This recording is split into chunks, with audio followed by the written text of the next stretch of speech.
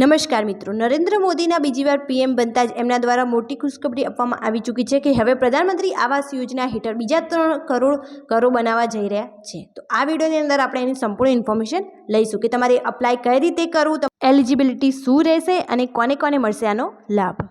સૌથી પહેલાં એ જોઈએ કે શું છે પીએમ આવાસ યોજના। જે યોજના હેઠળ સરકાર 3 કરોડ નવા મકાનો બનાવવા જઈ રહી છે। મોદીની આગેવાની હેઠળ પ્રથમ કેબિનેટ બેઠકમાં 3 કરોડ નવા મકાનો બનાવવા પર સહમતિ બની છે। સરકારને ટાંકીને કહેવામાં આવ્યું છે કે જે લોકો આ યોજના હેઠળ પાત્ર છે તેમને પીએમ આવાસ યોજના હેઠળ ઘર આપવામાં આવશે। ચાલો સમજીએ કે પીએમ આવાસ યોજના શું છે અને આના અંતર્ગત ઘર બનાવવા માટે સરકાર પાસેથી આર્થિક મદદ કોણ લઈ શકે છે અને અરજી કરવાની સંપૂર્ણ પ્રક્રિયા શું છે। સૌથી પહેલાં જોઈએ કે આપણે આ વિડીયોમાં શું કન્ટેન્ટ એડ કરી ચૂક્યા છે। તો સૌથી પહેલાં છે પ્રધાનમંત્રી આવાસ યોજના શું છે, પીએમ આવાસ યોજનાનો ઉદ્દેશ શું છે, પીએમવાય યોજનાની વિશેષતાઓ શું છે, પીએમએવાય યોજનાનો પ્રકાર કયા કયા 2 પ્રકાર છે, પીએમએવાય હાઉસિંગ યોજના હેઠળ આર્થિક જૂથો માટે આવકની શ્રેણી મતલબ તમારી આવક મર્યાદા કેટલી રહેશે। એના પછી છે કે પ્રધાનમંત્રી આવાસ યોજનાની વિગતો શહેરી, પીએમએમવાય ગ્રામીણ ઓફર અને ફાયદાઓ, પ્રધાનમંત્રી આવાસ યોજના પાત્રતા માપદંડ, પીએમએમવાય યોજના માટે કેવી રીતે અરજી કરવી, પ્રધાનમંત્રી આવાસ યોજના માટે જરૂરી દસ્તાવેજો અને પીએમએમવાય હેઠળના લાભો। તો આ સંપૂર્ણ માહિતી જે છે એ આપણે આજે વિડીયોમાં ઇન્ક્લુડ કરવાના છીએ। પ્રધાનમંત્રી આવાસ યોજના શું છે? પીએમએવાય એ સીએલએસએસ અથવા ક્રેડિટ લિંક સબસિડી સ્કીમ છે। તેની પીએમએવાય યોજનાનો લાભ મેળવવા માટે હાઉસિંગ સબસિડી મળશે, પરંતુ તે માત્ર ત્યારે જ ઉપલબ્ધ છે જ્યારે કોઈ વ્યક્તિ નવું ઘર ખરીદી રહ્યા હોય અને બનાવી રહ્યા હોય। આવાસ યોજનામાં વાર્ષિક 6.50% સુધીનો વ્યાજદર છે। હાઉસિંગ યોજના માટે મહત્તમ મુદત 20 વર્ષની છે।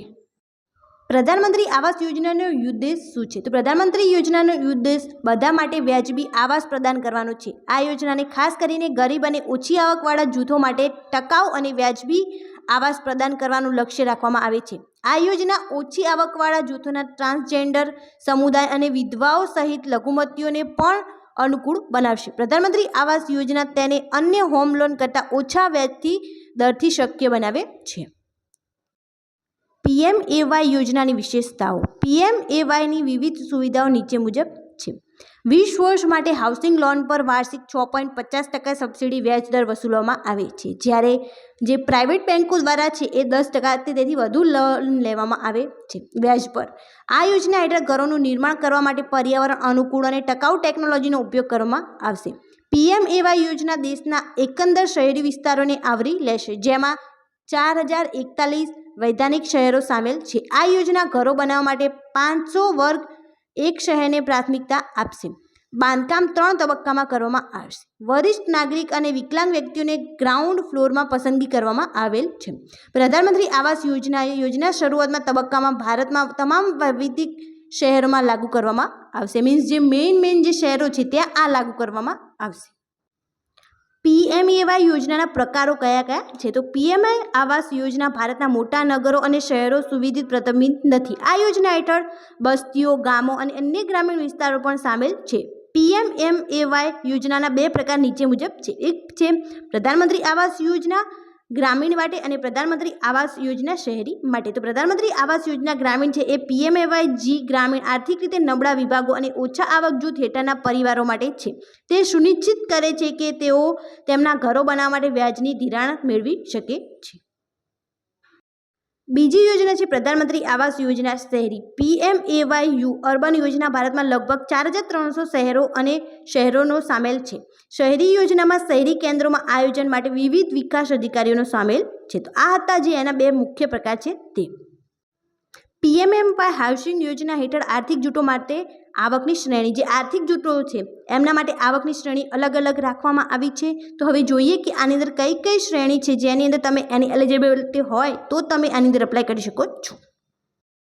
સૌથી પહેલાં છે કે આર્થિક જૂથ ઈડબ્લ્યુએસ હોય અને વાર્ષિક આવકની રેન્જ 3 લાખ સુધીની હોય તો ઉપલબ્ધ સબસિડી જે છે એ રહેશે 100.5।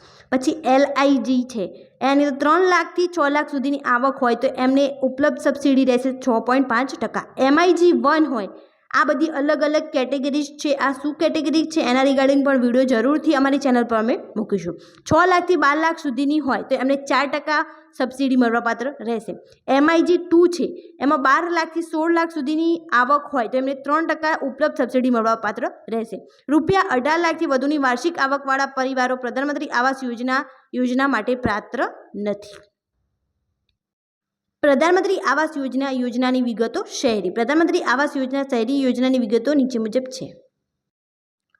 લાભો: વ્યાજ દરની સબસિડી MIG 1 હોય તો 4%, MIG 2 હોય તો 3%. મહત્તમ સબસિડીની રકમ 2.35 લાખ જો MIG 1 હોય તો, અને MIG 2 હોય તો 2.30 લાખ. મહત્તમ હોમ લોનની મુદત MIG 1માં 20 વર્ષ અને MIG 2માં પણ 20 વર્ષ. સબસિડી માટે મહત્તમ હોમ લોન ક્વોન્ટમ તો 9 લાખની રહેશે અને MIG 2માં જે છે એ 12 લાખની રહેશે.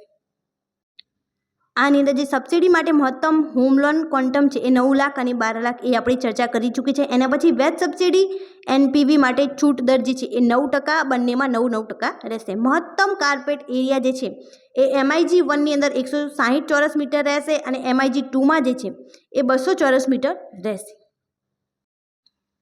પ્રધાનમંત્રી આવાસ યોજના પાત્રતા માપદંડ. તો તમારે શું એલિજિબિલિટી હોય તો તમે આની અંદર અપ્લાય કરી શકો છો. સરકારી હાઉસિંગ યોજના હેઠળ વિવિધ પાત્રતા માપદંડ છે. તો યોજના માટે પાત્ર બનવા માટે પરિવારની વાર્ષિક આવકનો શ્રેણી 18 લાખથી ઓછી હોવી જોઈએ. પરિવારોની આવકની શ્રેણી મુજબ તેઓને EWS, LIG અને MIG શ્રેણીમાં વિભાજિત કરવામાં આવે છે.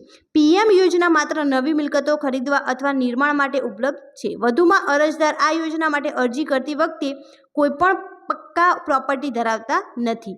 પ્રોપર્ટી પેપર અથવા ડીડમાં મહિલાનું નામ હોવું જોઈએ. એક માલિકીમાં મહિલા પાસે ઘર હોવું જોઈએ. જો તે સંયુક્ત માલિકી હોય તો માલિકોમાંથી એક મહિલા હોવી જોઈએ. જ્યારે પરિવારમાં કોઈ મહિલા સભ્યો ન હોય ત્યારે જ આ નિયમને ટાળી શકાય છે. મેનલી તમારી અંદર ઘરની અંદર મહિલાઓ હોય તો એમના નામ પર આ મકાન હોવું જોઈએ, તો તમને આ સબસિડીનો લાભ મળવાપાત્ર રહેશે. માત્ર એ જ લોકો જેમણે કેન્દ્ર સરકાર અથવા રાજ્ય અથવા કેન્દ્ર સરકાર તરફથી કોઈ અન્ય હાઉસિંગ ફાઇનાન્સમાં યોજનામાં કોઈ લાભ મેળવ્યો નથી તેઓ જ પાત્ર રહેશે.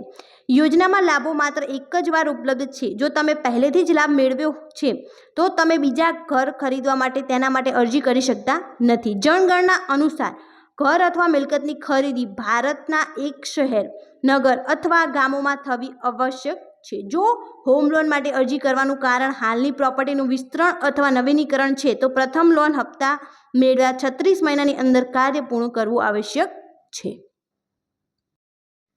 પ્રધાનમંત્રી આવાસ યોજના માટે જરૂરી દસ્તાવેજો. તમારે કયા કયા ડોક્યુમેન્ટની જરૂર પડશે તે. સૌથી પહેલાં અરજી ફોર્મની જરૂર પડશે. એના પછી ઓળખનો પુરાવો, એની અંદર તમે પાન કાર્ડ ફરજિયાત છે. તે સિવાય અરજદારનું વોટર ID કાર્ડ, આધાર કાર્ડ, ડ્રાઇવિંગ લાયસન્સ અને પાસપોર્ટ જેવા અન્ય ઓળખનો પુરાવો પ્રદાન કરવો જોઈએ. એડ્રેસ પ્રૂફની અંદર વોટર ID કાર્ડ, આધાર કાર્ડ, માન્ય passport, utility bill, electricity bill, bank account statement અથવા પ્રોપર્ટી ટેક્સની રસીદ. ઇન્કમ પ્રૂફની પણ જરૂર પડશે. એની અંદર તમારે ITR અથવા ફોર્મ 16, છેલ્લા 2 મહિનાની સેલેરી સ્લિપ અને 6 મહિનાની બેંક સ્ટેટમેન્ટ. ત્યારબાદ સંપત્તિના દસ્તાવેજો. વેચવા માટે કરાર, જરૂરી સંપત્તિ દસ્તાવેજોનું ચેઇન, ખરીદી કરનાર અથવા ફાળવણી પત્ર અને વિકાસ કરતા કરેલી ચૂકવણી સંબંધિત રસીદ. સ્વરોજગાર અરજદારો માટે જરૂરી દસ્તાવેજો નીચે મુજબ છે. જે સ્વરોજગાર મતલબ બિઝનેસ કરી રહ્યા છે એમના માટે વ્યવસાયનો સરનામાનો પુરાવો, તેમાં પાન કાર્ડ, VAT નોંધણી પ્રમાણપત્ર, દુકાનો અને સ્થાપના પ્રમાણપત્ર, સેબી નોંધણી પ્રમાણપત્ર વગેરેનો સમાવેશ થઈ શકે છે. આવકનો પુરાવો, તેમાં છેલ્લા 2 વર્ષનો ITR, બેલેન્સ શીટ અથવા નફા અને નુકસાન સ્ટેટમેન્ટ સામેલ હોઈ શકે છે. અરજદારને તેમાં વ્યવસાય અને વ્યક્તિગત એકાઉન્ટમાં છેલ્લા 6 મહિના બેંક એકાઉન્ટ સ્ટેટમેન્ટ પણ સબમિટ કરવાની જરૂરી છે. તે સિવાય સ્વ વ્યવસાયી અરજદારોને પગાર અરજદારો તેમાં તમામ ડોક્યુમેન્ટ સબમિટ કરવાના રહેશે. PMAY હેઠળ કર લાભો. પ્રધાનમંત્રી આવાસ યોજના હેઠળ ઉપલબ્ધ વિવિધ કર લાભો નીચે મુજબ છે. સેક્શન BOC હેઠળ અરજદારો મુદ્દલ ચૂકવણીની રકમ પર વાર્ષિક 1.5 લાખ સુધીની કપાતનો આનંદ મળે છે. સેક્શન 24B અરજદારને વ્યાજની ચૂકવણી પર 2 લાખ સુધીની કપાતનો આનંદ મળવા માટે સક્ષમ બનાવે છે. સેક્શન 80EE પ્રથમ વખત ઘર ખરીદ કરનારને 50,000 સુધીની વાર્ષિક કર મુક્તિનો આનંદ મળવાપાત્ર સક્ષમ બનાવે છે. સેક્શન 80 EEA મુજબ અરજદારોને વ્યાજની ચૂકવણી પર 1.5 લાખ સુધીની કપાતનો આનંદ મળી શકે છે. તો તમને આ એક્સ્ટ્રા લાભો PMMY યોજના અંતર્ગત મળે છે.